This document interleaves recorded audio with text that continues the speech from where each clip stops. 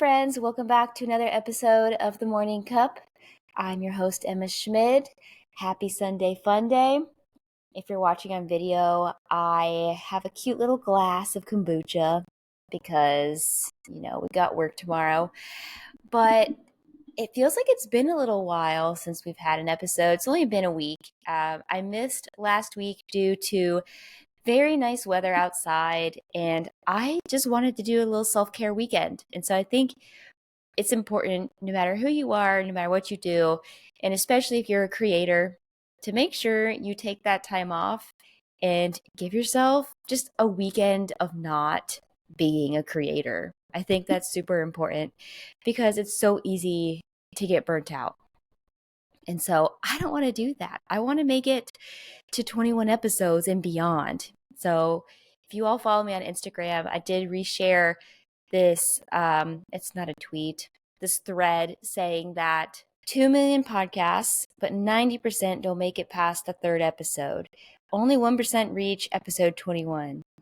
So I'm trying to get to 21 and beyond. I don't know about y'all. And we're on our way. We very much are on our way.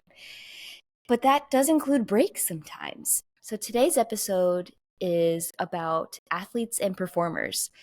Who are they? And what do they do? In short answer, I have a whole thing typed up here, but in short, it's all of you. It's that simple. And kind of why I was inspired to talk about this today is just my own, me on my own journey of training for this triathlon this summer. Again, part 2. Round 1 didn't go so well, so we're on round 2. And, you can kick me down, but you won't keep me down. Got it? The thing about me is, but that inspired me to talk about what's an athlete and what's a performer. And I believe that is truly all of us. And there's kind of some differentiators here. But I think a big misconception in fitness is what determines who an athlete is, who a performer is. And there is some differences. So when you hear the word athlete, I'm sure what comes to mind, first of all, is, high school, college, professional athlete. But in my opinion, if you're training to perform for something, you're an athlete, period. So for me, I call myself an athlete. Am I extraordinary? I'll go say yeah, because I am trying to do something hard. Just like many of you, you are extraordinary. And we need to talk confidently about ourselves. That's something I'm really working on because I am not great at it.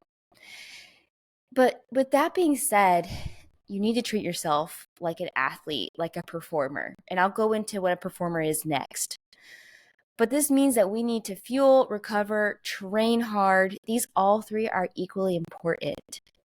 It's not just for athletes. This is important for everyone who wants to train for the long game. So these are your performers, people who just want to feel good for the long game. You want to be able to do stuff with your grandkids. You want to be able to go out in your garden for hours and not be destroyed the next day. You want to go on a hike. You want to, go paddleboarding, whatever. I know a lot of people out here go skiing, which I don't, but that's maybe for a different conversation. I guess for my long haul is I don't want to get into skiing because I'm trying to do a triathlon and I want to save my knees. So maybe one day we'll try. But again, this is important for everyone, athletes or performers. We need to be hitting that fuel correctly. So before and after, we need to recover even harder than we trained. We need to train train accordingly to what we want our performance goals to be, and also keep our mental health in check. That one's a little bit underrated, I think. So before we get into this discussion even further, training refers to your daily exercise routine. And performance is more of that one-time thing, that one event that you're training for. So that's how I define it. That's also how Dr. Sims defines it in her book, Roar, which I highly recommend reading if You are a human in fitness, period. So I think a lot of us don't give ourselves credit when it comes to being an athlete. And it's a lot more simpler than it seems. You don't have to set any incredible goals. And I've talked about this before of, I have a very simple goal of being able to run a 5K with no knee pain. I've done a lot more in my life, but currently where I'm at and my limitations, this is a big goal for me. And for some people, that's a warm up. And so again, you don't need to do anything incredible to be, considered an athlete. You just need to like sign up and train and do the thing. And so every race that I do, it just inspires me to keep going. So even if I don't perform my best, I've definitely had races where I forgot to get the timer chip. Like, what the hell was I doing? I got out of the water. The swim felt okay, but my energy was not there. And this is kind of like foreshadowing into what happens next. So then I get on my bike and I make it maybe 2 minutes out the gate, and I think it's called a derailleur. It pops off my bike wheel. So I like change it into gear, and I guess it just slides over way too fast and it just pops off. So my chain's just loose. I'm clipped in. It's terrifying. It's every biker's worst nightmare. And it happened like 2 minutes out of the gate. And so I literally luckily I didn't fall, but I got off my bike and walked it back in two pieces. So like I had the back wheel that fell off, and then I had the rest of my bike. The chain was just dragging. And it's kind of funny that I forgot this even happened. But this is kind of like off on a tangent, but going to say, like, shit happens and it's unfortunate, and you can train and you can do all the things right leading up to the event, but you can't control the uncontrollables, which is sometimes just the environment you're in. I probably should have checked my bike a little bit better, but all this to say, things that go wrong teach you a lot more, for the future. And so, yes, I consider myself an athlete. I have performed before. I'm training to perform again. And so, like I was saying earlier, every race that I do, I just get inspired to keep going and doing more, because there's people 70 plus years of age competing, performing. These are athletes. It's just truly incredible to me that like pushing the body or even just being out there because of the camaraderie, it's so incredible and fuels my fire to see, no age barriers here. Like that's not limiting them in pushing themselves. And so I hope one day I'm like an 80-year-old woman still out there are doing some stuff. I think that'd be pretty badass. But kind of going back into what is an athlete, again, we think about all these people who are super famous, who have these great, huge accolades. And yes, they are athletes. But you can also have a small goal of trying to run a 5K, do a sprint triathlon, and still be considered an athlete. And we need to train ourselves such. We might have less resources, but we still need to think of ourselves and view ourselves as a high performer. The last time I was able to do a full triathlon, which when I say full, I mean swim, bike, run, was in 2016. That was a very long time ago. Since then, I went to college, got out of racing, just was a college girl, beach girl. And post-college, I got back into competing, performing, being an athlete. And post-college, I struggled with some unfortunate things. I had some knee injuries, which, I stopped running for about 5 years. And so I found the sport of aqua bike racing. And so I thought it was so funny the first time I ever heard of it. I thought it was like a bike that you pedal in the water or like something. But as it turns out, it's a triathlon with no running. And so I was like, all right, sign me up. We're going to do this. And so I truly think that helped dig me out of this rut of feeling sorry for myself because of a thing that I couldn't do. And so I think it's really cool to find these other options. And that's why I always say there's always something that you can do. We have to eliminate that can't, because that's always something that we can work on and do at a later time. It's just not a current right now thing that we can do. And so this was a way for a while I could compete with my limitations. And so although I've done a half Ironman before without the run, okay, that was a lot more. That's a lot. It's still a lot. And now I'm going all the way back to just being able to do a sprint.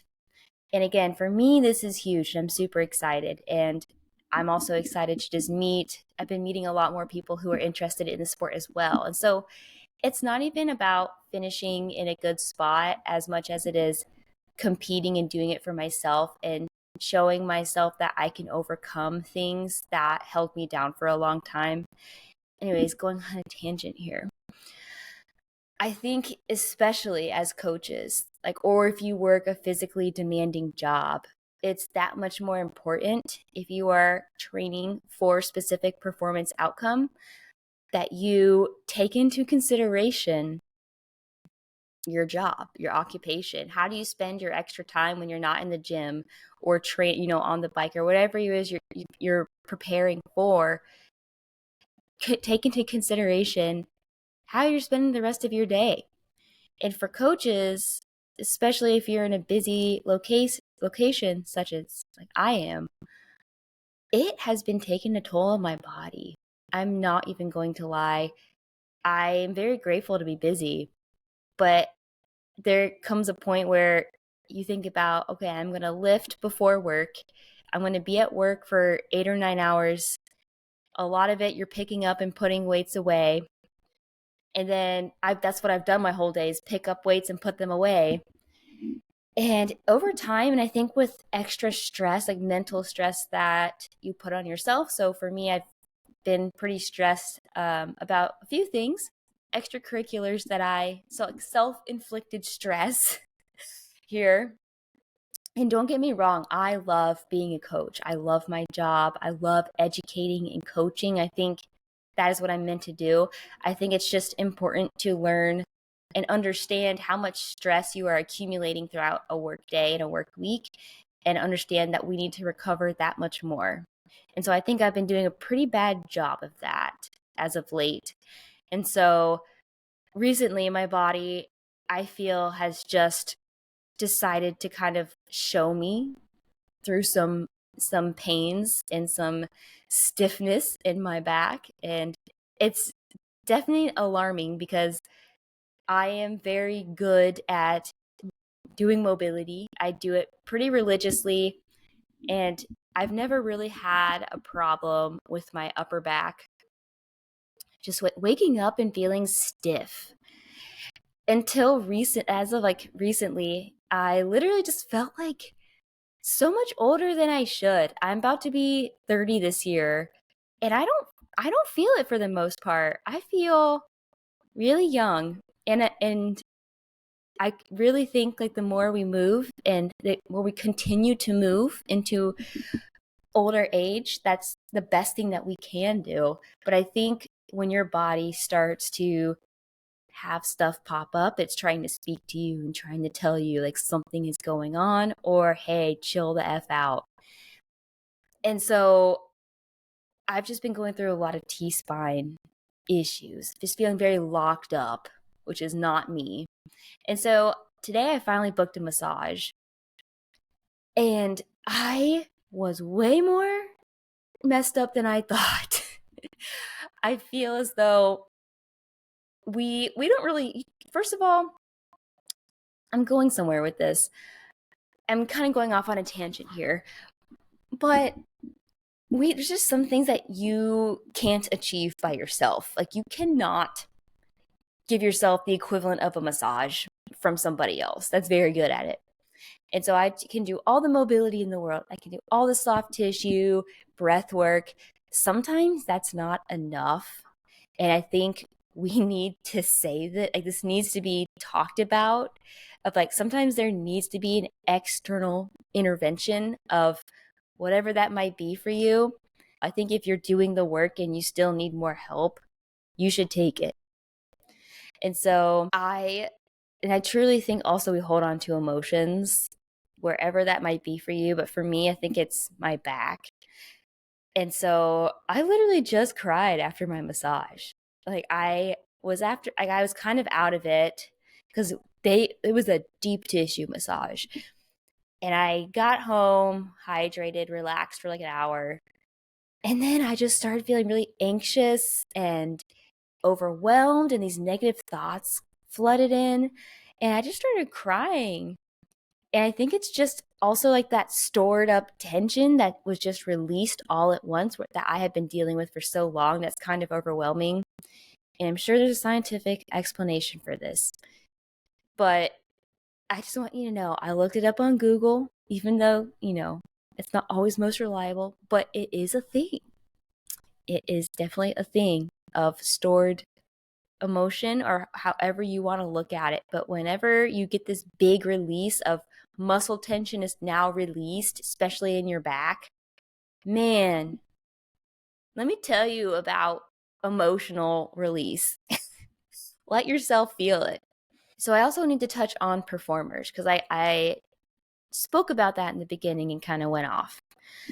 Your performers are people who are probably a lot of your clients who are not training for a specific outcome, like a performance outcome of like a certain race, meet, whatever it is. But these are people who want to train for life. They want to feel good in their skin. Maybe they want to look good in their skin. And to me, this is them wanting to maintain their independence in life and just doing the things that they want to do. And so just if you're a regular gym goer, it doesn't mean you're anything less than an athlete. You're a performer trying to maintain your independence and become 1% better. We all, no matter who we are, and I didn't make this up, this is an Exos thing, 1% better, but we all are out here becoming, because we want to become 1% better every day. And so I just want y'all to stick with that. So if you are someone who is pushing the boundaries and you don't consider yourself an athlete, you might want to rethink that. If you take home points here, so just because you're not a professional athlete doesn't mean you don't need to take care of your body in a similar way. And I don't mean doing the fancy things that you probably don't have access to, but you can do a pretty dang good job with the stuff you have at home, which is making sure that you're eating enough, you're recovering enough, you're training in a way that aligns with your goals, you are taking out things in your life that don't make you happy and things that decrease your mental health, because mental health is physical health too. The way we view ourselves, the way we talk to ourselves, we have to keep that in alignment with the bigger picture. Performers don't always need a basic performance-based outcome. So they don't, to be a performer, that doesn't mean that you're training for a race. It means that you want to live your best life. You want to maintain your mobility. You want to improve your strength so you can continue to live on a healthy life and maintain independence. Everyone should be doing some sort of resistance training, mobility work, cardiovascular exercise. I know there's a lot. I don't know about y'all's feed, but I'm seeing so much about hybrid athletes right now. So that's a thing. But I also think, I never called it that, but there's a term for it now. But I just think you should do cardiovascular work and strength train and recovery work. It's really simple. I don't know. I feel like the simple stuff isn't sexy, but it's also simple and easy. So it's right there at our fingertips. And last and most importantly, is just making sure, and I kind of already talked about this, just check on your mental space often. What is not bringing you joy? Get rid of that. And then take regular inventory. For me, I've got to be careful with social media. I've got to. I have to remind myself of why I'm there. And I've been doing a pretty good job recently of showing up as myself. Today, I'm not wearing any makeup, so I'm trying to be as real as possible here because honestly, I think life's too short to not be yourself, to be real. And sometimes I don't want to wear makeup. All right. So y'all are getting the real me here. And I think we all, and it's hard to do that. It's hard to have the confidence to do what you want to do and not follow the path of other people. And that might be a separate topic I talk about later. But keep all this in mind. All of you listening are either an athlete or a performer, right? So treat yourself like that. Well, as always, friends, thank you all for tuning in. I hope you enjoyed. I hope you took something out of this. Please make sure, if you're not subscribed already, subscribe to the show, share with a friend, spread the word and the love, please. I'd appreciate that a lot. And we'll see y'all next time.